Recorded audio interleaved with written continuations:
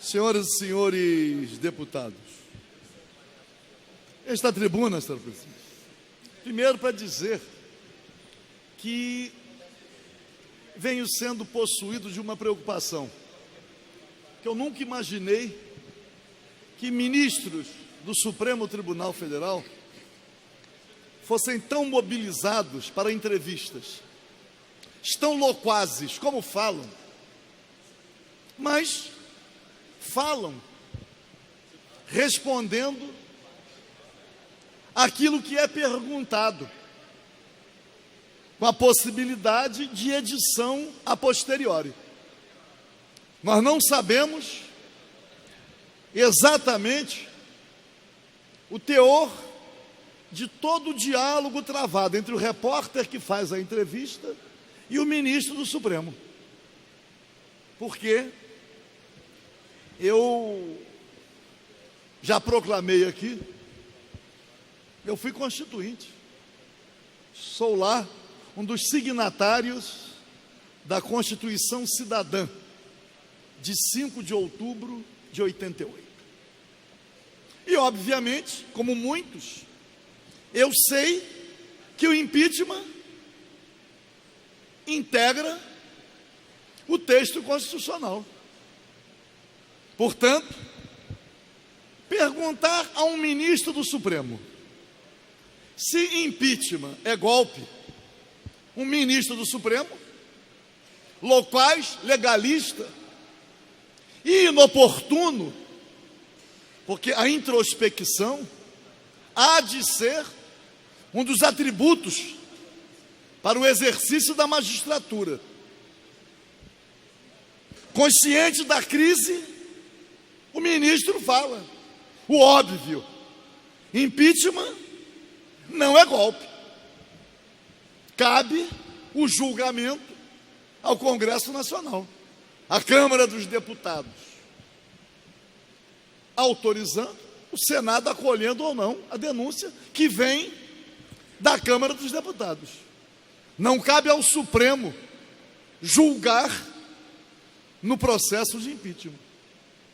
O ministro Dias Toffoli falou isso. O impeachment está na Constituição e o julgamento cabe ao Congresso Nacional. E aí, no dia seguinte, o jornal diz: Dias Toffoli, impeachment não é golpe. Entrevistam a ministra Carmen Lúcia, que diz: não acredito que a presidente da República tenha dito que impeachment é golpe. Não vi o depoimento da presidente, mas não acredito que ela tenha dito isso. Dia seguinte, a manchete sai: a ministra Carmen Lúcia discorda da presidente da República porque diz que impeachment não é golpe. Entrevistam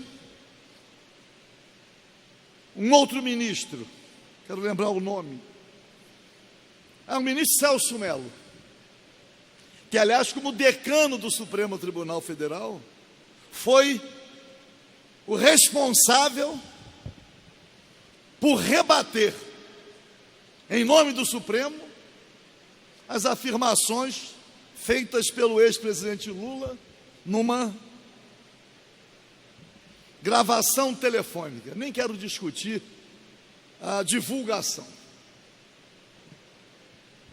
mas assume uma postura tão legalista, tão moralista, que surpreende. Porque o Supremo Tribunal Federal, por exemplo, até o caso do Mensalão, não havia julgado ninguém, não havia feito nenhum julgamento em relação a crimes praticados pelas autoridades com foro privilegiado. Nenhum.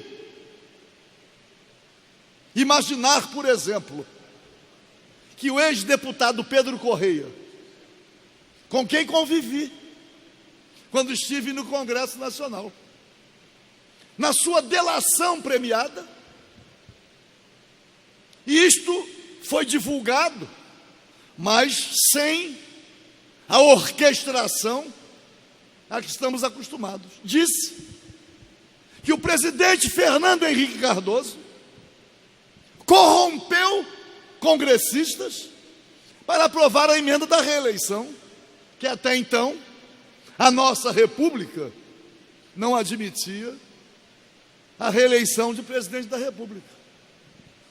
Aonde estão as notícias sobre as apurações em face dessa denúncia, da delação premiada? Imaginar também que o ministro Gilmar Mendes pediu vistas no dia 14 de abril de 2014, numa ação que invocava a inconstitucionalidade da contribuição para campanhas eleitorais de pessoas jurídicas, quando a decisão já estava praticamente tomada, que a maioria dos ministros já havia votado.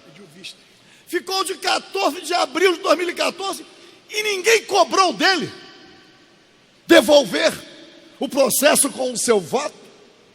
Pelo menos em 2014 não teríamos a orgia verificada. Nós poderíamos aqui citar carradas de processos que permaneceram e permanecem nas prateleiras do Supremo Tribunal Federal, sem apreciação.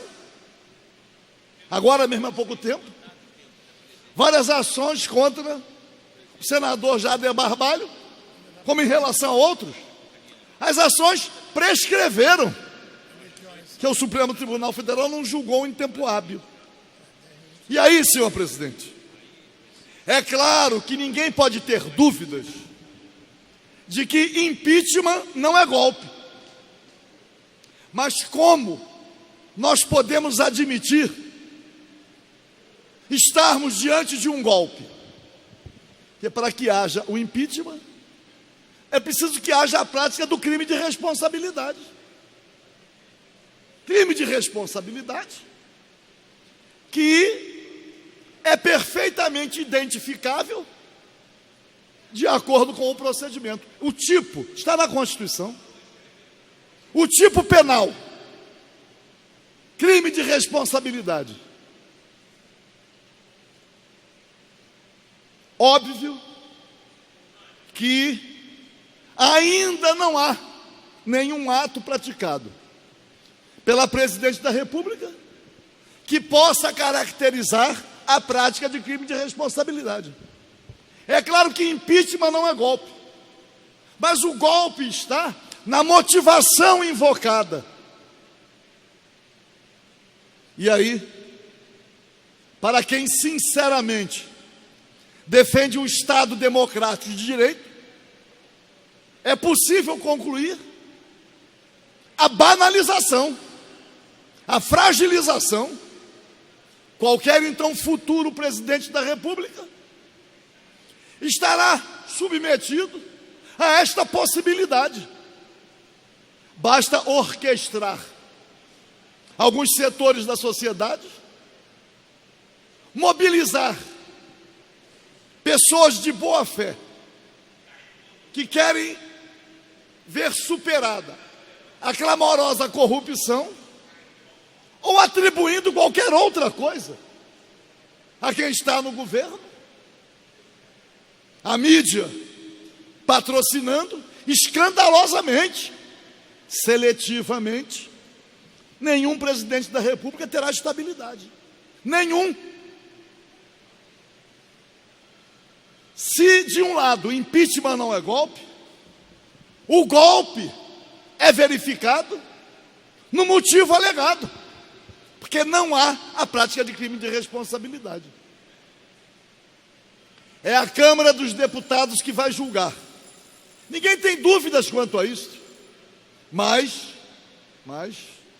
o que nós não podemos, em nome da democracia, é acolher a banalização de um instrumento, a partir de um pretexto, porque senão não teremos estabilidade. Impeachment não é golpe, mas o processo em curso na Câmara dos Deputados sem que haja a prática de crime de responsabilidade, é golpe daqueles que não querem respeitar o resultado das urnas. E o pior, muitos, incluindo o vice-presidente da República, muitos fazem parte desta promiscuidade, dessa conivência, dessa cumplicidade. Tudo que fez com que as campanhas eleitorais fossem patrocinadas por recursos vindos de Caixa 2, de obras superfaturadas.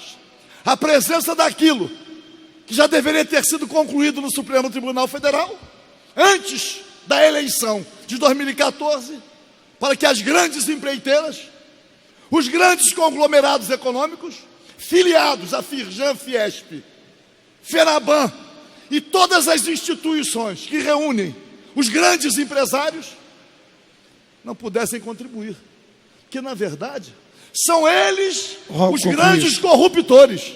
E aqueles que se deixaram levar, que se deixaram seduzir, precisam também ser igualmente responsabilizados. Responsabilizar quem cometeu crime, mas respeitar a Constituição. Não há crime de responsabilidade em nenhum ato da presidência. Impeachment não é inconstitucional, mas esta motivação não suporta nenhuma análise crítica. Muito obrigado, senhor.